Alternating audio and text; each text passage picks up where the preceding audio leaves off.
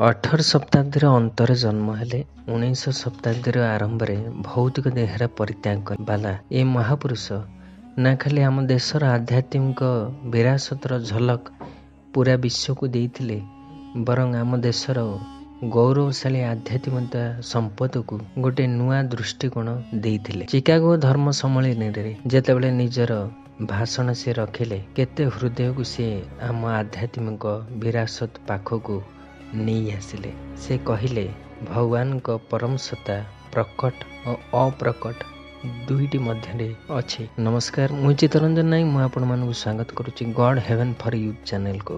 ଆଜି ଆମେ ସ୍ୱାମୀ ବିବେକାନନ୍ଦଙ୍କର ଜୀବନ କାହାଣୀ ଆପଣଙ୍କ ପାଖରେ ଉପସ୍ଥିତ କରିବୁ। ସେ ପିଲାବେଳେ ବହୁତ ଚଞ୍ଚଳ ଆଉ ସ୍ୱଭାବର ଥିଲେ, ଆଉ ତାଙ୍କ ନାମ ଥିଲା ନରେନ୍ଦ୍ର। ଯେବେ ସେ ଯୁବକ ଅବସ୍ଥାକୁ ଗଲେ, ଭାଗ୍ୟବଶତଃ ଦେବୀ କାଳୀଙ୍କ ପୂଜାରୀ ରାମକୃଷ୍ଣ ପରମହଂସଙ୍କ ସହିତ ତାଙ୍କର ସାକ୍ଷାତକାର ହେଲା। ନରେନ୍ଦ୍ର ଗୋଟେ ପ୍ରାକ୍ଟିକାଲ ବ୍ୟକ୍ତି ଥିଲେ। ରାମକୃଷ୍ଣଙ୍କ ସହ ଭେଟ ହେଲା ପରେ ସେ ତାଙ୍କ ବାଲ ସ୍ୱଭାବଙ୍କୁ ବ୍ୟକ୍ତିତ୍ୱର ବହୁତ ପ୍ରଭାବିତ ହେଲେ, କିନ୍ତୁ ରାମକୃଷ୍ଣଙ୍କ ଦ୍ୱାରା କୁହାଯିବା କଥାକୁ ସେ ସ୍ୱୀକାର କଲେ ନାହିଁ। ବହୁତ ଥର ଏକା ଥିବା ସମୟରେ ତାଙ୍କ ଦ୍ୱାରା କୁହାଯିବା କଥାକୁ ସେ ଉପହାସ କରୁଥିଲେ। ଥରେ ଏହି ପରିସ୍ଥିତିରେ ବିବେକାନନ୍ଦ ଉପହାସ କରୁଥିଲେ, ଏ ଦେଖ, ଆମ ଚାରିପାଖରେ ଯେଉଁ ନିର୍ଜୀବ ବସ୍ତୁ ରହିଅଛନ୍ତି, ଏଥିରେ ବି ଈଶ୍ୱର ଅଛନ୍ତି। ସେହି ସମୟରେ ରାମକୃଷ୍ଣ ସେଠିକି ଆସିଗଲେ। ବିବେକାନନ୍ଦଙ୍କ ଛାତି ଉପରେ ପାଦ ରହିଲେ। ବିବେକାନନ୍ଦଙ୍କ ଅଚାନକ ଶରୀର ଭାବଠାରୁ ଉପରକୁ ଉଠିଗଲେ। ସାଧନା ମାର୍ଗରେ ମହାପୁରୁଷଙ୍କର କଥା ଶୁଣି ବଡ଼ ଅନୁଭବର କଥା କହିବା ଗୋଟେ ଛୋଟ କଥା, କିନ୍ତୁ ବ୍ୟକ୍ତିଗତ ଯେବେ ଶରୀର ଭାବରୁ ଉପରକୁ ଉଠିଥାଅ, ତେବେ ଗୋଟେ ଭୟାବହ ଉତ୍ପନ୍ନ ହୁଏ। ମୃତ୍ୟୁର କଥା କହିବା, ମୃତ୍ୟୁର ଅନୁଭବକୁ ଛୁଇଁକି ଫେରି ଆସିବା ବିଲକୁଲ ଭିନ୍ନ କଥା। ଏ ଅନୁଭବ ବିବେକାନନ୍ଦଙ୍କୁ ଭୟ ଆକ୍ରାନ୍ତ କରାଇଲା। ବିବେକାନନ୍ଦଙ୍କ ଯେତେ ରାମକୃଷ୍ଣଙ୍କ ଠାରୁ ଦୂରେଇ ରହିବାକୁ ପ୍ରୟାସ କରିଲେ, ରାମକୃଷ୍ଣ ତାଙ୍କ ପାଖକୁ ସେତେ ଟାଣି ନହେଲେ ସ୍ୱୟଂ ତାଙ୍କ ପାଖରେ ପହଞ୍ଚି ଯାଉଥିଲେ। ଧୀରେ ଧୀରେ ବିବେକାନନ୍ଦ ରାମକୃଷ୍ଣଙ୍କୁ ସ୍ୱୀକାର କରିବାକୁ ଲାଗିଲେ। ଗୋଟେ ଥର ବିବେକାନନ୍ଦ ଧ୍ୟାନ କରୁଥିଲେ। ଧ୍ୟାନ କରୁ କରୁ ତାଙ୍କୁ ସବୁ ଚେତନା ମସ୍ତକରେ ଏକତ୍ରିତ ହୋଇଗଲା। ତାଙ୍କୁ ଏପରି ଲାଗିଲା ଯେମିତି ଶରୀରର ଆଉ କୌଣସି ଅଙ୍ଗ ତାଙ୍କ ପାଖରେ ନାହିଁ। ଯେତେବେଳେ ଧ୍ୟାନର ଅନୁଭବ ପ୍ରଗାଢ଼ ହେଲା, ଗୋଟେ ଦିନ ବିବେକାନନ୍ଦ ଗୋଟେ ସାଧକଙ୍କୁ ଧ୍ୟାନରେ ଆଦେଶ ଦେଲେ କି ସେ ଯେତେ ଦେବାଦେବୀଙ୍କ ମୂର୍ତ୍ତି ପୂଜା କରୁଛନ୍ତି, ସେ ସବୁକୁ ପାଣିରେ ବୁଡ଼େଇ ଦିଅନ୍ତୁ। କଥା କ'ଣ, ଏ ସାଧକ ଜଣକ ବହୁତ ମୂର୍ତ୍ତି ପଥର ଏକତ୍ରିତ କରିଥିଲେ ନିଜ ପୂଜା ସ୍ଥାନରେ, ଆଉ ସେ ବହୁତ ସମୟ ପୂଜା କରିବାରେ କାଟୁଥିଲେ।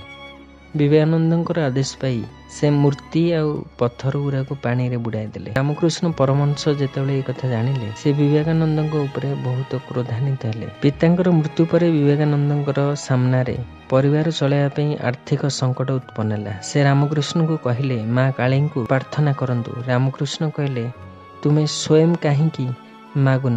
ବିବେକାନନ୍ଦ 3 ଥର ମାଗିବାକୁ ପ୍ରୟାସ କଲେ, କିନ୍ତୁ ମାଗି ପାରିଲେ ନାହିଁ।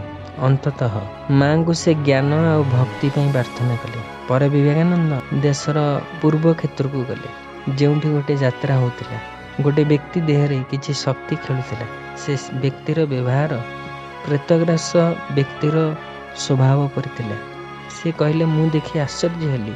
ସେ ବ୍ୟକ୍ତି ଗୋଟେ ଗରମ ଲୁହାକୁ ଧରି ପକାଇଲା, ଯାହାକୁ ଗୋଟେ ସାଧାରଣ ମଣିଷ କେବେ ଛୁଇଁ ହିଁ ପାରିବ ନାହିଁ। କିନ୍ତୁ ସେଠାରେ ଉପସ୍ଥିତ ଥିବା ଲୋକମାନେ ମୋତେ କହିଲେ, ତୁମେ ଯଦି ଏ ବ୍ୟକ୍ତିର ମୁଣ୍ଡ ଉପରେ ହାତ ରଖିବ, ତାହେଲେ ଏ ବ୍ୟକ୍ତି ଠିକ୍ ହୋଇଯିବ। ମୁଁ ତାର ମୁଣ୍ଡରେ ହାତ ରଖିଲି। ସେ ଧୀରେ ଧୀରେ ଶାନ୍ତ ହେବାକୁ ଲାଗିଲା। ମୁଁ ବି ବୁଝିପାରିଲି ନାହିଁ ଏମିତି କେମିତି ହେଲା। ଦେଖିବାର କଥା ଏଇଏ ଯେ ଯେଉଁ ବିବେକାନନ୍ଦ ଆଜିର ସମାଜରେ ଲୋକମାନେ ଜାଣିଛନ୍ତି ଯେ ସେ ଜଣେ ସଫଳ ପ୍ରସିଦ୍ଧ ତପସ୍ୱୀ, କିନ୍ତୁ ନରେନ୍ଦ୍ରରୁ ବିବେକାନନ୍ଦ ବନିବା ପଛରେ କେତେ ତ୍ୟାଗ ଛପି ଅଛି, କେତେ ବ୍ୟକ୍ତିଗତ ସଂଘର୍ଷ ଛପିକି ଅଛି, ଏ କଥା ଜାଣିବା ବହୁତ ଜରୁରୀ ଅଟେ। ରାମକୃଷ୍ଣଙ୍କ ଶରୀର ଛାଡ଼ିବା ପରେ ବିବେକାନନ୍ଦ ଭାରତ ଭ୍ରମଣ ପାଇଁ ବାହାରିଲେ। ଏମିତି ସମୟ ଆସିଛି, ବହୁଦିନ ପର୍ଯ୍ୟନ୍ତ ସେ ଭୋକିଲା ଅଛନ୍ତି। ଥରେ ତ ସେ ଭ୍ରମଣରେ ଥିବା ସମୟରେ ଗୋଟେ ସପ୍ତାହ ସେ ଭୋକିଲା ଥିଲେ।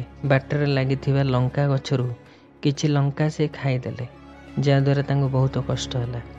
ଯେବେ ସେ ବିଦେଶରେ ଥିଲେ, ଲୋକ ତାଙ୍କ ଘରକୁ ନିମନ୍ତ୍ରଣ କରନ୍ତି।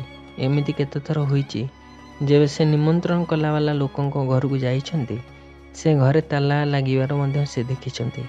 ଇଏ ତ ଗୋଟେ ଛୋଟ ଉଦାହରଣ ତାଙ୍କ ସଂଘର୍ଷର। ସତ୍ୟର ମାର୍ଗରେ ଜଣା ନାହିଁ ସେ କେତେ କଷ୍ଟ ଭୋଗିଛନ୍ତି।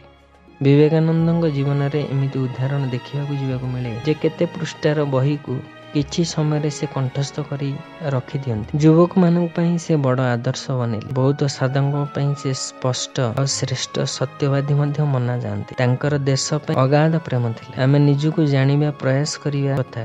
ବନ୍ଧୁଗଣ, ବିବେକାନନ୍ଦ ଜୀବନ ଅବିସ୍ମରଣୀୟ ଥିଲା, କିନ୍ତୁ ଗୋଟେ କଥା ମନେ ରଖିବା କଥା, ନରେନ୍ଦ୍ର ଏ ଲକ୍ଷ୍ୟ ରଖିନଥିଲେ ଯେ ସେ ବିବେକାନନ୍ଦ ବନିବେ। ସେମିତି ସିଦ୍ଧାର୍ଥ ମଧ୍ୟ ରଖିନଥିଲେ କି ସେ ଗୌତମ ବୁଦ୍ଧ ବନିବେ। ଏ ଲୋକ କେବଳ ସତ୍ୟ ଜାଣିବା ପାଇଁ ହିଁ ପ୍ରୟାସ କରିଥିଲେ। ଯେବେ ସତ୍ୟ ସହିତ ସାକ୍ଷାତକାର ହେଲା ତ ମନରେ ଏ ବିଚାର ଆସିଲା, କାହିଁକି ନା କେତେ ନୌକାକୁ କୂଳରେ ଲଗା ଯାଇପାରିବ। ଆଉ ଇଏ ସେଇ ଉଦାହରଣ, ଏ ଦୁନିଆର କେତେ ନୌକାକୁ ଆଣି କୂଳରେ ଲଗେଇଛନ୍ତି। ନମସ୍କାର।